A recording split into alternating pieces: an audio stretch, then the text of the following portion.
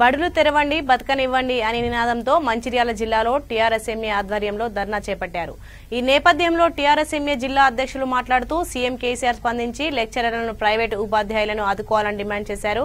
2020 lockdown లో తాము పడిన కష్టాల నుండి ఇంకా కోలుకోకముందే మళ్లీ తాత్కాలికంగా స్కూళ్లు కాలేజీలు మూసివేయడం చాలా బాధాకరంగా ఉందని వాపోయారు। దీని పట్ల ప్రభుత్వం స్పందించి తగిన నిర్ణయాలు తీసుకోవాలని కోరారు। ఎందుకు ఇంత అన్యాయంగా మారుతున్నాయి? ఒక్కొక్క టీచర్ అన్నం లేక తిండి లేక బాధపడుతుంటే మీకు కళ్ళ కనబడతలేదా కేసీఆర్ గారు? దయచేసి మాకు ఇప్పటికి కూడా ఒక టీఆర్ఎస్ గవర్నమెంట్ అంటే మాకు ఎంతో నమ్మకం ఉంది। మా ప్రైవేట్ టీచర్లకు న్యాయం జరగాలని ఎంతో మందికి టీచర్లు పొట్టగూటి కోసం చేస్తున్నారు। మేము కూడా బడ్జెట్ స్కూల్ నడుపుతున్నామంటే సెల్ఫ్ ఎంప్లాయ్మెంట్ కోసం ఒక 100 మంది టీచర్లకు ఉపాధి కల్పిస్తున్నాం।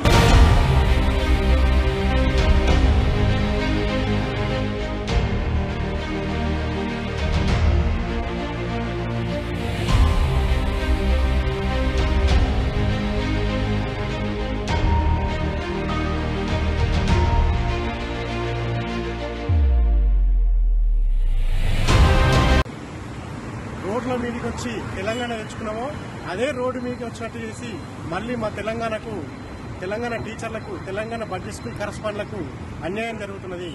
ఎంతో కాలం వేచి ఉన్న ప్రభుత్వ టీచర్స్ ఎవరైతే ఉన్నారో పీఆర్సీ ప్రకటించావు, ఎన్నో రకాలుగా వాళ్ళకి న్యాయం చేశావు। మా బతుకులు ఎందుకు ఇంత అన్యాయంగా మారుతున్నాయి?